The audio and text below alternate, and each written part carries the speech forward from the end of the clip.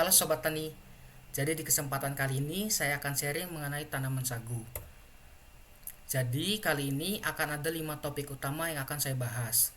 Yang pertama itu mengenai morfologi tanaman sagu. Yang kedua mengenai manfaat dari tanaman sagu. Yang ketiga mengenai potensi produksi tanaman. Yang keempat mengenai wilayah tumbuh dan habitat tanaman sagu. Dan yang kelima itu mengenai program pengembangan varietas tanaman sagu. Nah, saya akan langsung masuk ke bagian yang pertama, bagian morfologi tanaman sagu. Nah, tanaman sagu atau yang memiliki nama latin itu Metrosylon spp atau yang lebih dikenal dengan nama tanaman rumbia, itu merupakan tanaman asli atau endemik dari Asia Tenggara yang mengandung pati, di mana seluruh bagian tanamannya itu dapat dimanfaatkan. Mulai dari patinya itu tuh bisa diolah menjadi makanan pokok atau bahkan menjadi bahan baku industri makanan, yakni diolah lagi untuk menjadi makanan lain. Lalu untuk sisa serat sagunya itu tuh bisa dimanfaatkan menjadi pakan ternak dan masih banyak lagi. Nah, untuk luas lahan sagu di dunia itu ada sekitar 6,3 juta hektar, yang dimana 85% dari luas totalan itu atau sekitar 5,6 juta hektarnya itu ada di Indonesia, yang tersebar hampir di seluruh pulau utama Indonesia. Namun untuk yang ada di Indonesia, lahan sagu terluasnya itu ada di Papua dan Papua Barat. Kurang lebih ada sekitar 3,17 juta hektar. Nah, menurut Kementerian Pertanian Dirjen Perkebunan, potensi luas lahan sagu di Indonesia itu diperkirakan tuh bisa mencapai 5,5 juta hektar. Namun yang sudah dimanfaatkannya itu baru sekitar 212.500 hektar, dengan total hasil produksi itu mencapai 386.000 ton pati kering per tahun. Untuk morfologi tanaman sagu, jadi tanaman sagu itu sendiri kan merupakan tanaman palma multibatang atau polikarpik, yang dimana setiap batangnya itu berbunga sekali lalu mati atau bersifat hapasantik. Nah, untuk daun dari tanaman sagu ini sendiri, daunnya itu merupakan tanaman berdaun majemuk dengan pina berjumlah sekitar ada 20 helai per batang dengan pelepah daun keras bertulang rangkap. Nah, untuk panjang daunnya ini tuh bisa mencapai 10 meter. Lalu untuk batang dari tanaman sagu ini sendiri, itu tuh batangnya itu tuh tegak, berdiameter sekitar 35 sampai 60 cm dengan tinggi itu 6, bahkan ada yang mencapai 16 meter. Lalu untuk buah sagunya itu tuh berbentuk bulat telur dengan ukuran 4 sampai 5 cm, bersisi keras, yang dimana awalnya itu berwarna hijau yang nanti akan berubah warna menjadi kecoklatan ketika sudah masak. Nah, untuk buahnya ini nih akan tersebar pada tandan cabang bunga. Lalu untuk pemanfaatan dari tanaman sagu ini, jadi pemanfaatan utama dari tanaman sagu ini nih ada pada empulur batangnya, dimana sebagai sumber karbohidrat. Jadi nantinya empulur batangnya ini nih akan diolah menjadi tepung sagu. Nah, satu batang sagu dewasa itu tuh bisa menghasilkan hingga ratusan kilogram pati kering.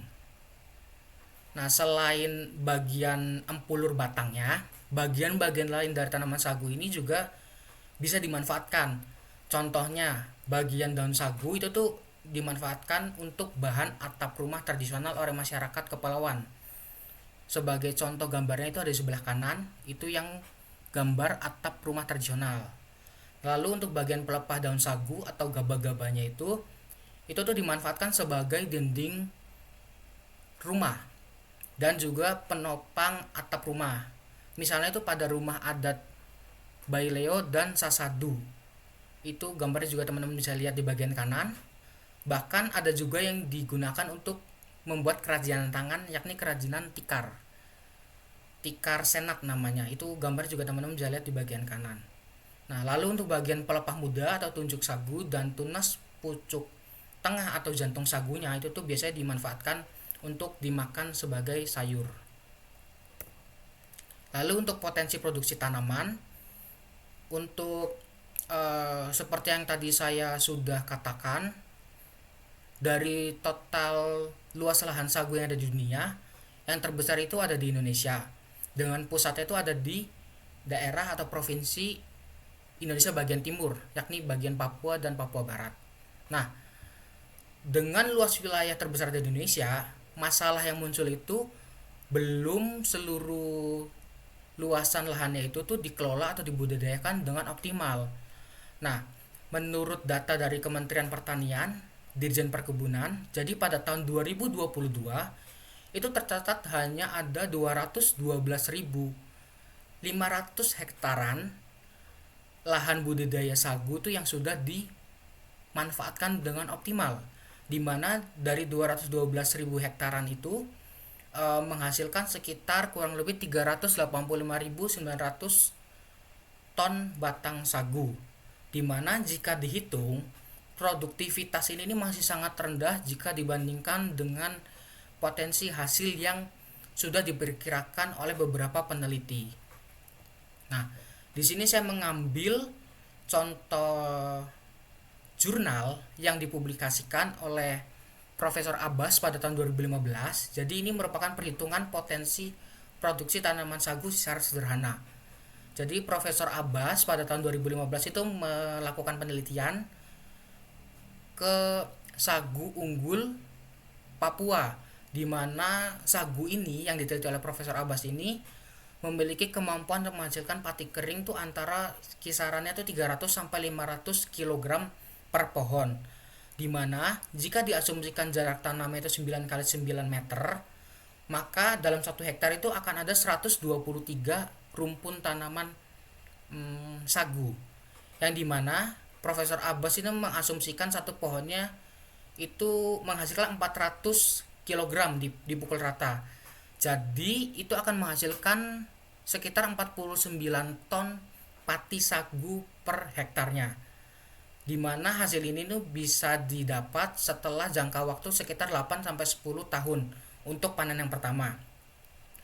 Lalu untuk tahun-tahun selanjutnya itu diasumsikan dengan hasil yang sama, dimana hanya ada satu pohon per rumpun per tahun yang dapat dipanen. Jadi melihat perhitungan sederhana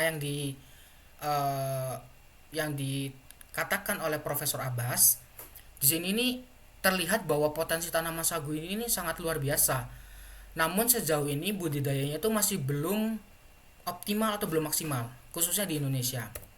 Nah, selanjutnya untuk wilayah tumbuh dan habitat tanamannya.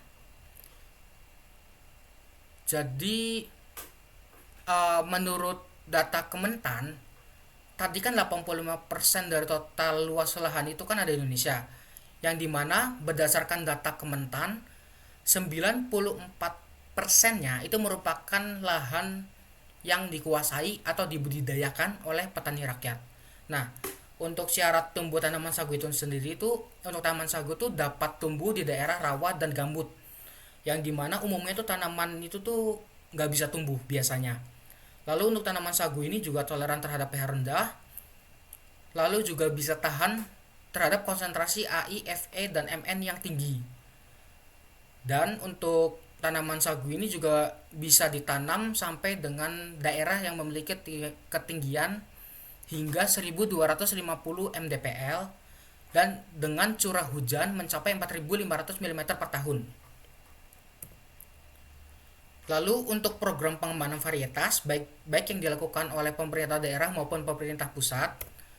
Nah, pemerintah Indonesia sendiri itu tuh telah mendorong pengembangan sagu sebagai komoditas strategis ketahanan pangan melalui Kementerian Pertanian dan lembaga riset yang bersangkutan seperti Balitbang dan BRIN.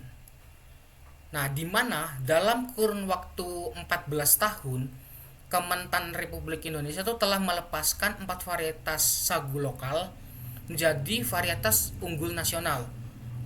Itu ada apa aja? Yang pertama itu ada sagu molat asal Maluku pada tahun 2010. Lalu ada sagu selat panjang Meranti asal Kabupaten Kepulauan Meranti pada tahun 2013. Lalu ada sagu bestari asal Indragiri Hilir pada tahun 2017. Lalu ada sagu Tanah Luwu asal Kabupaten Luwu Utara tahun 2022. Bahkan belum lama ini, sekitar 1 tahun yang lalu, yakni pada bulan Mei tahun 2024, ada 2 varietas lokal lagi yang diluncurkan sebagai varietas unggul nasional. Yakni ada 2 varietas lokal dari Papua, yakni ada sagu Yepha dan sagu Doubeta. Selain beberapa hal tadi, pemerintah juga memasukkan sagu ke dalam program Kementerian Pertanian melalui Inpres nomor 9 tahun 2017, di mana sagu itu menjadi salah satu sumber karbohidrat selain beras yang disasar untuk mewujudkan penganekaragaman pangan supaya kedaulatan pangan itu tuh dapat terwujud. Nah, selain itu pemerintah juga mengeluarkan kebijakan dalam wujud Permen Pertanian RI nomor 134 tahun 2013, di mana isinya itu mengenai pedoman budidaya sagu yang baik. Nah, berdasarkan beberapa hal yang sudah saya sebutkan, semua hal itu tuh dilakukan pemerintah dengan tujuan untuk memanfaatkan luas lahan sagu yang ada di Indonesia agar hasilnya itu bisa optimal dan bisa memanfaatkan sagu sebagai alternatif sumber karbohidrat nasional. Nah, mungkin ini beberapa pustaka yang saya gunakan selama penulisan uh, sharing materi hari ini. Mungkin sekian yang bisa saya sampaikan. Apabila ada pertanyaan atau komen-komen sharing, bisa komen di bawah. Mungkin sekian. Saya Nikodemus Heru pamit undur diri. Terima kasih.